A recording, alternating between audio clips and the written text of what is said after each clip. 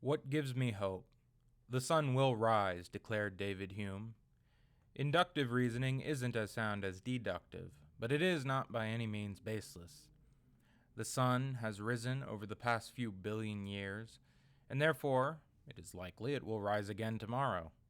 No guarantee, of course. Maybe there will be a black hole on our horizon, or a supernova that blasts everything away. Nonetheless, we carry on with the presumption that such a thing is unlikely.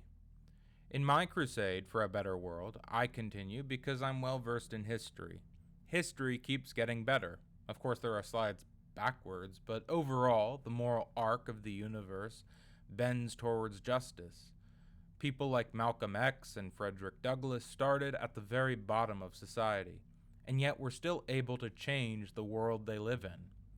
The reason the world changes, I would argue, is because empathy, if it isn't more ubiquitous than sociopathy, at least has established very powerful friends. Society is divided between organizations that are tooth and claw, and those that are collectivist and binding. I'd like to go further than the nebulous platitude that love and kindness will win the day, and explore exactly why empathy is so powerful. One of the major flaws of sociopaths is the fact that they have trouble working together by their very nature.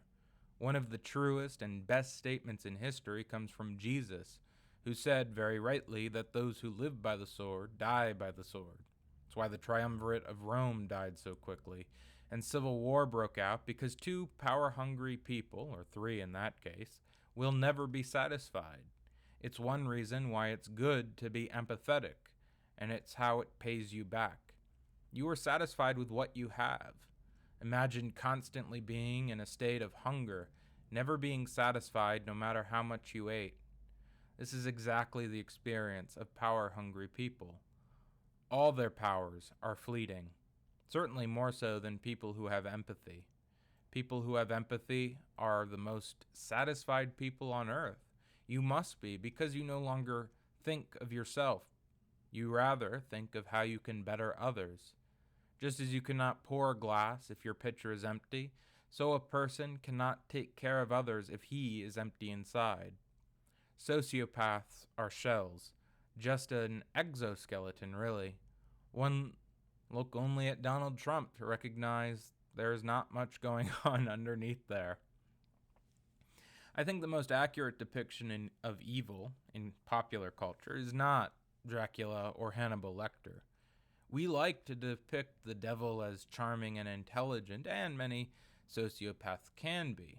But it's important to remember that evil people are in a constant need of want, constantly hungry, constantly thirsty. Trump is fool's gold, worthless. But back to my main idea, not why it's personally beneficial to be empathetic, but rather, how do the empathetic win in a societal battle? Well, the answer is the sociopaths are in a constant state of civil war because each wants to be ruler. They can only work together for a short period of time before stabbing one another in the back. And since we are talking, at least metaphorically, about a war, this will be won because, as in a real war, one of the best strategies is divide and conquer. Our enemies are already divided by their very nature. We are only weak insofar as we act like our enemies, insofar as we allow malice and greed into our hearts. The moments the enemy has won has been moments where they've been able to divide us. Poor whites against poor blacks, for example, during Reconstruction. We were so close to eliminating the greedy capitalist system we live in when the former plantation class prodded the bigotry of ignorant poor whites, and through their hatred maintained the tooth and claw world in which we live. The battleground on which we fight is for the public support. Our most powerful weapon is art. I hear conservatives ask, why is Hollywood so liberal? Because to create movies, as to create any kind of art, requires you to put yourself in another person's shoes. How do I relate to another person? Art is about creating an experience you can share. The enemy's weapons include bribery and intimidation, which I can't lie, can be very powerful weapons. Fear is powerful at diminishing our empathy. Remember, I said in order to have empathy, you have to have a sense of security. You can't fill another person's glass if yours is empty. Fear is when the worst sides of us emerge. A depression-ravaged Weimar Republic, a South destroyed, though rightfully, by civil war, the Red Scare, in which people face the prospect of annihilation, nuclear annihilation. There is no more frightened animal than sheep, and no animal so easily preyed upon, and sheep is what we become when fear takes over. The solution to this is that we have, every now and again, some brave, self-assured individual throughout history who can lend some of their confidence to us. Not some servile bootlicker like MLK, but somebody strong. We need fighters like Gore Vidal and Malcolm X. As Frederick Douglass said, what we need is the whirlwind and the earthquake. As Martin Luther King himself said, peace is not the absence of tension, but the presence of justice. It makes me so sad he didn't follow his own words. When strong figures, who will not become intimidated, come around, the powers that be sought to kill them or bribe them like Jesus in the desert. It takes a strong spirit to resist and remain uncorrupted, to prove, you could say, that their facade wasn't false, but an accurate image of what lies within. If bribery fails, as I said, they seek to kill, which brings to bear on the peacemakers one of the greatest contradictions and one of the biggest conflicts that divide our side. How to reconcile our desire for a better world, but facing the need to defend ourselves through violence if necessary. It divided Garrison and Brown, MLK and Malcolm X, Chamberlain and Churchill.